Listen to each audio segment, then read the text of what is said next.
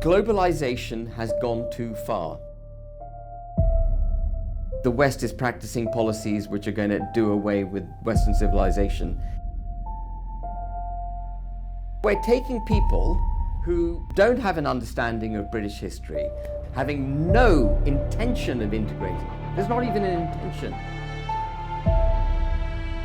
And then we've wrapped up this mass migration in a cloak of protection with DEI, progressive discrimination, celebrating their cultures, setting our culture aside. There will be interethnic violence. We will see increasing draconian policing. Far-right thuggery. We will see less freedom of speech. And we will lose our democracy, and we will lose our rights as human beings. Maybe this is a Dunkirk without a happy ending. But I'm going to die on the beaches fighting for a happy ending.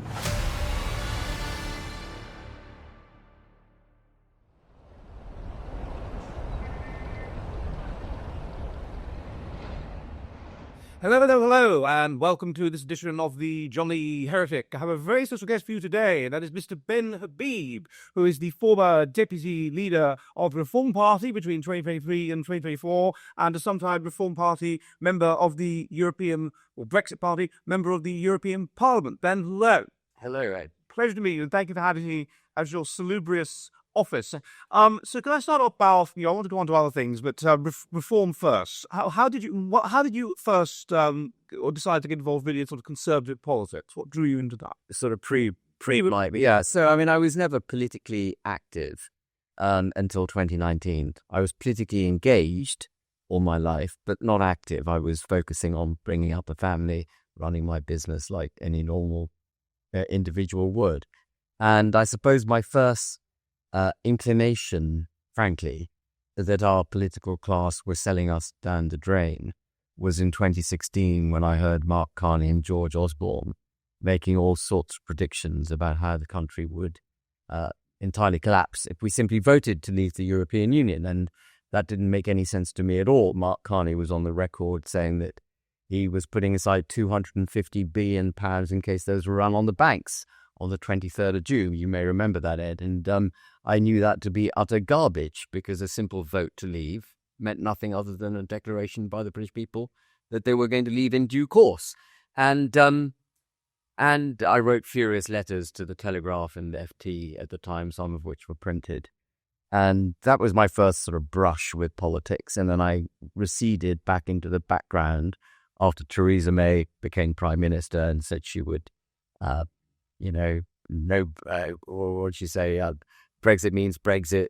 No deal is better than a bad deal. Nothing's agreed till everything's agreed. All that kind of rhetoric.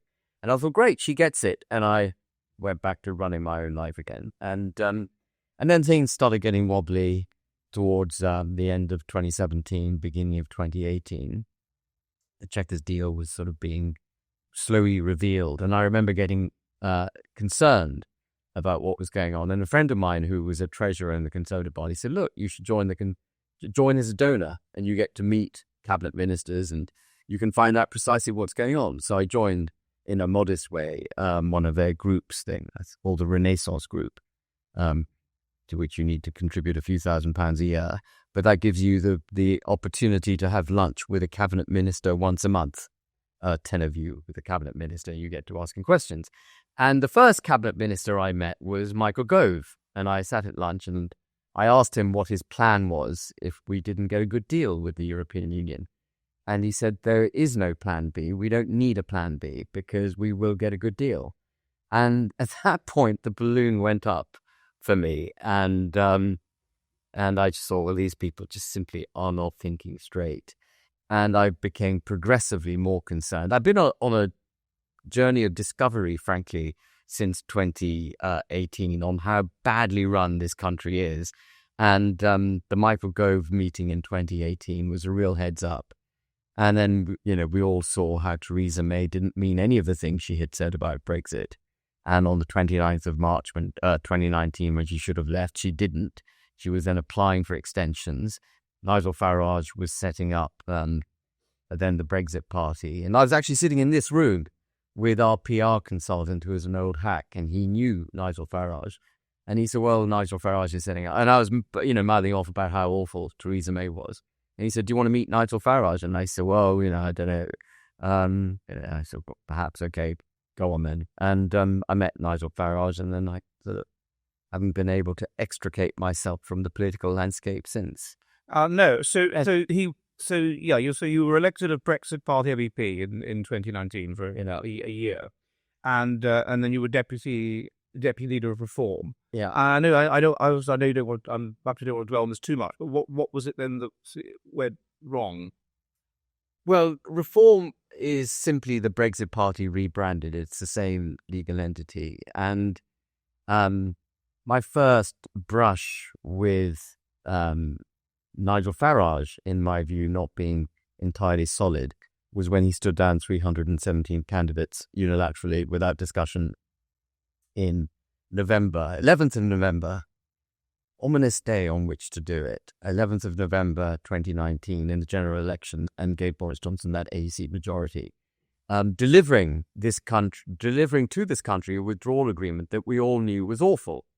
And the argument that Farage made was that it would be too dangerous not to give Boris Johnson the victory that we gave him, because there was a risk of a Corbyn government, second referendum, Brexit would be entirely reversed. And I accept that argument, but I wasn't happy by the unilateral way and the decision was made. But then I was very unhappy by Farage claiming, after we left the institutions of the EU on the 31st of January 2020, that Brexit was done. Brexit has not been done. Brexit was a constitutional matter. It wasn't an economic matter. There was no commitment by the British people to sign a new deal with the EU. It was a fundamental constitutional vote to take back control from Brussels to the United Kingdom, and for the entire United Kingdom to be governed by itself. And we didn't do that. We left Northern Ireland behind. We signed 2 new treaties, which commit us to complying with and aligning with the EU on state aid, competition, employment, and environmental law. We can't deviate from net zero without breaching our treaty with the EU. That same treaty, the Trade and Cooperation Agreement, committed us to staying in the European Convention of Human Rights. People don't know this. When I say this, they say, well, the ECHR's got nothing to do with the EU. And they're absolutely right. But in the agreement that Boris Johnson signed, we've committed to staying in the ECHR. The EU isn't even a member of the ECHR. And we've committed to the European arrest warrant. Well, we committed to something that seems to be the cause of a great deal of our immigration problem. Absolutely. The withdrawal agreement and the Trade and Cooperation Agreement, which followed it a year later, are absolutely abhorrent agreements. Absolutely abhorrent. And it's critical. It was critical, in my view, that Farage stand his ground, not vacate the political battlefield, so that Boris Johnson and others could be held to account, to force them into delivering what they promised they would deliver. But actually, Farage vacated the playfield, the political battlefield. Does seem to do. Sorry to interrupt. He does seem to do that again and again, though. He seems to get to a point of sort of victory or something. Yeah. And then say, I want my life back. I'm going to. I don't understand that. Yeah, it is something I don't want to. I've had a go at Farage publicly a lot, and I don't want to overdo it. But it is a great weakness in Farage that he didn't stay, and it's a great tragedy he didn't stay on the political battlefield in 2016 after we won the referendum, because that was the moment Brexiteers needed to paint their vision of a post-EU existence for the United Kingdom. It was a great moment to come out with a whole set of policies on what Theresa May should have been doing. But instead, there was a complete vacuum from those people who'd campaigned to leave the EU.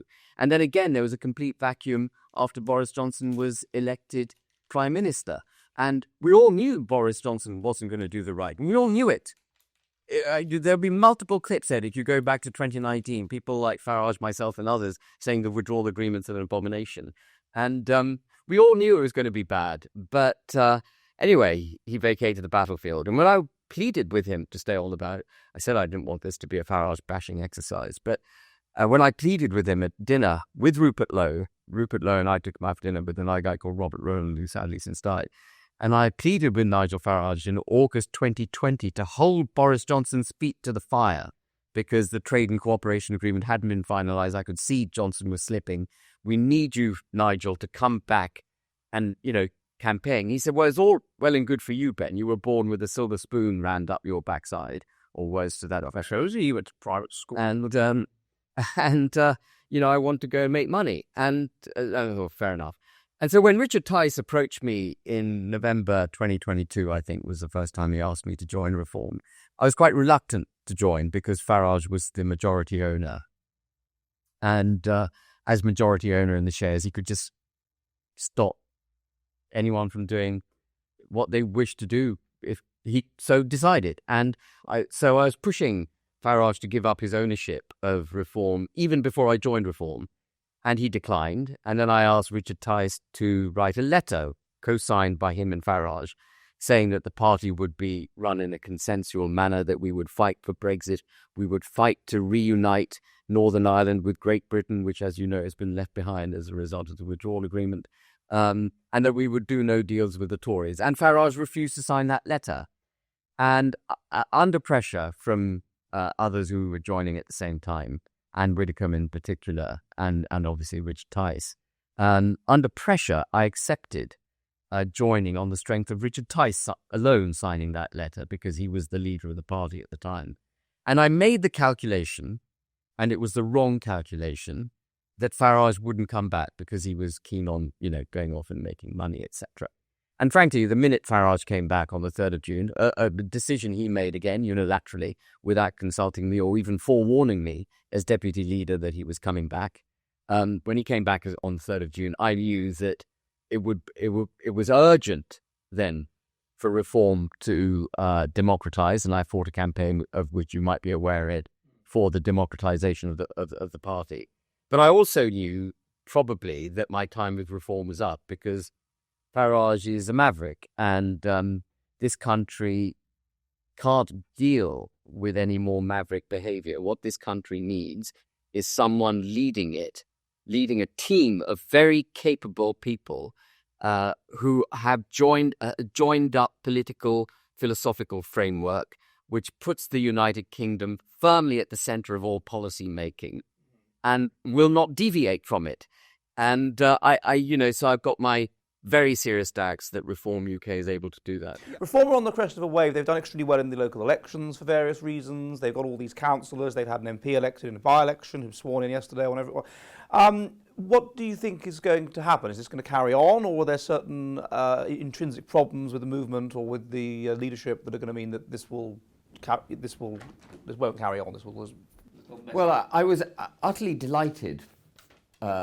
Paradoxically, it might seem to you, but I was utterly delighted by Reform's performance in the local elections, because even though I'd advocated people not vote for them, because frankly I couldn't advocate for people to vote for Farage, knowing what I know about him, but I was delighted that actually they did so well, because it evidenced that majority that had delivered the vote to leave the EU, the same people who delivered us to the European Parliament in 2019, and then gave Boris Johnson the majority he got in December 2019, that segment of the British electorate were still out there wanting a proud, resurgent, independent, prosperous United Kingdom. They're still voting for it. And so I was really pleased to see that, because I thought maybe they were so despondent, like they were in the general election last year. The Labour Party won their thumping landslide with fewer votes in 2024 than they got in 2019. And I thought the electorate had maybe gone back into their shells and thought, well, we've had enough of the political class. But there's still the ability to galvanise the electorate. And the other thing that I take great encouragement from is that the electorate, in significant part, voted Reform because of how bad the Labour Party and Conservatives are, not necessarily because of how much they love Reform. And what's critical to me, frankly, the only thing that matters to me is that the United Kingdom is rescued from the precipice on which it now stands, off which it may have already fallen, but it needs to be lassoed and saved and restored back to a safe place. And if the electorate is still there prepared to vote for that kind of result, then I think that it's possible to deliver it. I think that this new party that elite that I'm, setting up, I think that could be quite instrumental in making sure that we do deliver the United Kingdom to a place of safety. Bluntly, the thing that from other people I talked about Farage, I'll move on from Farage after this, but the thing I want is what I would foresee from what I know of the past is that this is all going to go great for a while, and then he's going to start falling out with people. And this is what Godfrey Bloom was saying to me. It was what Gerald Batten was saying to me. There'll be dissent within the ranks. Yeah. This won't last. Do you think that's probable? There's certainly huge precedent for it, including myself and Rupert Lowe.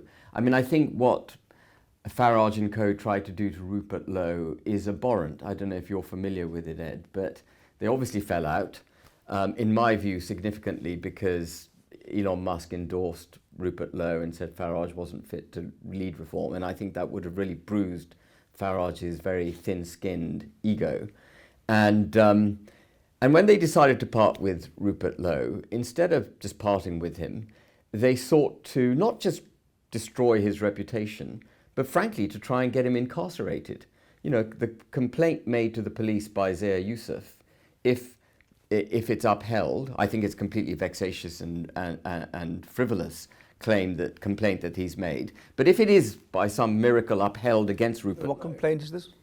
So the complaint that Zia Yusuf made to the police in March this year was that in December, Rupert Lowe had verbally threatened him with violence in a way that he obviously took to be serious, and therefore has reported Rupert Lowe under, I think, the Public Orders Act, paragraph 4 of the Public Orders Act, which I think, I'm going by memory, has a maximum jail sentence associated with it of 7 years.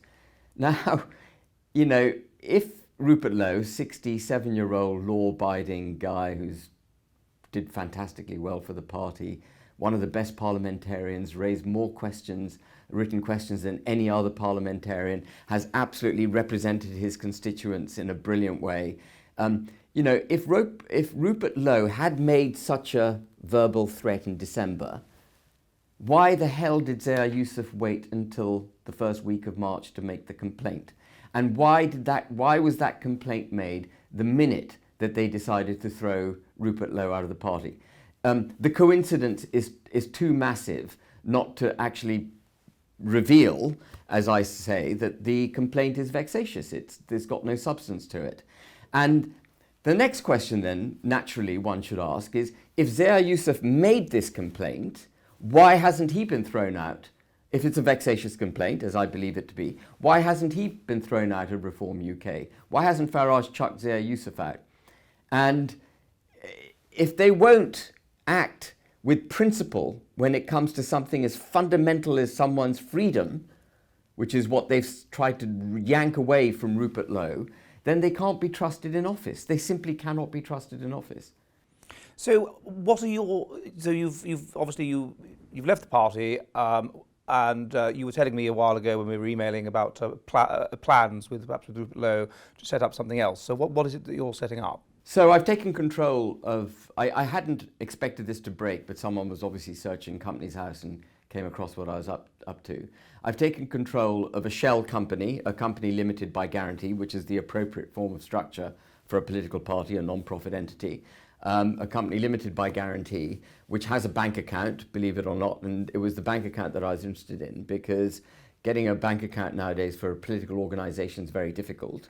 So this was a clean shell, just recently set up with a bank account, and so it's a vehicle to create what I hope will be a fantastic party, taking a sort of Trumpian description. It'll be a really beautiful party. It'll be the best political Can you do the voice? constitution. I can't do the voice, but it'll be the best political party in the world in its construct. Its constitution will be absolutely first class and unfalterable. And it will have the ability, I hope, to go well beyond my own lifetime and my children's lifetime, and represent truly British interests. And that's what I want. I just want the ability for this country to be saved. And if I can set something up which is good enough to attract great people into it, hold great people in it, and is ideologically solid but democratic, then I think I would have done, frankly, my job in politics. Yes, and is Rupert involved in this? He may or may not, but I don't want to give any names away. But there will be lots of people involved in it, whom you'll know. Okay, what would you say to those that would aver that this is kind of the worst time to do something like this because of how well Reform have just done? This is the best time to do something like this. You know, I had to answer all these questions, similar questions, when I was Deputy Leader of Reform with respect to the Conservative Party. You know, you're splitting the vote, you're going to make it difficult for a so-called right-wing government. This isn't about right-wing or left-wing or splitting votes. This is about an agenda which delivers the United Kingdom to safety. It's not left, it's not right. The whole notion of left and right is wrong. And Farage, frankly, in my view, clearly, hasn't got what it takes. And the Conservative Party clearly hasn't got what it takes. I mean, they're absolutely silent at the moment. I don't know what the Conservative Party's doing. It's almost as if they want to commit willful harry-kiri. And Farage is helping them on their way. So I absolutely think a new political force is needed. And maybe in the creation of this political force, Farage will do the right thing, democratise his party, bring on great people for fear of what I'm doing. He may actually do the right thing with Reform, in which case I can retreat and it's job done. But he's not going to do it the way he's doing it. He's not going to deliver this country to safety the way he's going about it at the moment. Okay, Ben, question. I mean, you seem to me passionate about Britain, about the future of Britain, about sorting it out. You know, it's your country, and you want the best for it. You even got a Union Jack in your office. Yeah. Now, of course, you were born in Sindh. Yeah, Karachi. And in Karachi, and as I understand it, you didn't come to this country till you were sort of 9 or 10 or something. 13. 13, okay, so even later, 13. And then you went to school here and the university here and so on. Recently, there's been a lot of talk, particularly on Twitter, but it's been put in the newspapers via Suella Braverman, who has said, well, she's British maybe, but she's certainly not English. Yeah. And there's been, this is set off, and I don't know if it's a backlash against all of the racist that gets thrown at us over the last 30 or 40 years, of what it is to be British. And you've got a lot of people online that are arguing that no, a person from, certainly even a person that is born in this country, who is Punjabi or whatever, is not British, and not English, and you espouse or have talked about things like deportation, mass deportation, and this of is illegal immigrants. But it opens up a question where quite influential people are saying online, it's sort of influencers. Well, look, just deport. These people are foreign. These people aren't English. They're not part of our genetic family. We're all descended from Edward III, we are. It's a statistical fact. Yeah. The two average English people are 12th cousins. Yeah. And these people, and we've brought these foreigners in, and it's caused a lot of problems, rape gangs in northern England, conflict, ethnic conflict, and just end it. I mean, what do you think about that? So I'm not an ethno-nationalist. No. Obviously, that would be turkeys and Christmas. But I am different, I think. Suella Braverman, by the way, I've got a huge regard for Suella Braverman. She may not have been the best Home Secretary, and a lot went wrong under her time in that office, but her hands were tied by Rishi Sunak. But she's absolutely solid, and she says things, brave things, which people in her position are not prepared to say. And just saying them in itself is worthy. But I'm slightly different in my ethnic makeup to Suella Braverman, because even though my father is a Pakistani Punjabi, my mother is English, blonde, blue-eyed, born in Isleworth. I have a maternal grandfather who fought in World War I and was part of the Home Guard in World War II. And I was brought up on a diet of Englishness, Britishness, even in Karachi. I was born in immediate post-imperial India, if you like. It was Pakistan, but the tailwinds of British imperialism was still blowing through the subcontinent at that time. And there was for example, the generals that ran Pakistan had all been trained at Sandhurst. Many of my parents' friends were English people in Karachi who were born in the 19th century. Can you believe it? People I knew as a child were born in the 19th century. Born in the early 60s or something. Yeah, exactly. And so I was imbued with a sense of what the British Empire was, what British imperialism meant for the subcontinent, what the United Kingdom was. You know, I was brought up on a diet of British culture. And then, of course, I came to England. I was educated at something called the Karachi Grammar School, which is a school set up by the British when they were in Karachi. And then I came to rugby school, in the Midlands, which is about as English as you can get. It's the essence of a public school. Yeah, it is. Absolutely. It, in fact, defines public schools. It defines it. A public school is a school that is like rugby. That was how it was. Yeah, exactly. It was Thomas Arnold. Thomas Arnold, isn't yeah. it? And I've got lots of Pakistani friends, and I loved my childhood in Pakistan. It was an idyllic time as a child. It was a fantastic childhood I had. But I am British through and through. And I happen to be English as well. You're half English. I suppose you'd what they call in India an Anglo-Indian. I'm an Anglo-Indian, or whatever I am. But my heart and soul is British. And I can't make any case for the damage that we are doing to our country on the altar of liberalism or globalism, the preparedness of our political class, for example, to throw Northern Ireland under a bus, when the Northern Irish have been so steadfast in their support of the United Kingdom. And so I, unlike so many people, I think we've been actually a damn good force for good, throughout history, frankly. I mean, I look back at our history and I think, we may not be the greatest country on the planet right now. We're the best bloody country on the planet. We've always been the best country on the planet. Were you raised Muslim or Christian? Ambiguous. But my mother is a practicing Christian, very Christian. So we went to church, on Easter and Christmas Day, and we celebrated Christmas and Easter and everything. So that's very interesting then, because I think that you have I'm baptised, by the way. Okay, yeah. It's baptised Christian. So you have a very interesting outsider perspective then to the politics, because you have in a sense, one foot in Pakistan, or genetically anyway, and anyway you've lived there for God's sake, at a formative time, and 1 foot here. And that's actually not infrequent, chaps. If you look into the history of things, there's people like the guy that's in charge of El Salvador, similar thing, 2 foot Lebanese, El Salvadorian. So what lessons living in Pakistan have you learned about what it is that it's in some ways, I wouldn't call it a failed state, but there's a lot of problems there. Well, can I just say, when I was born and my time in Pakistan, by the time I left, Pakistan was deteriorating. But at the time that I was born, Pakistan was a much wealthier country per capita than India. It had much greater potential and promise. It was a much stronger ally of the United States of America and the United Kingdom.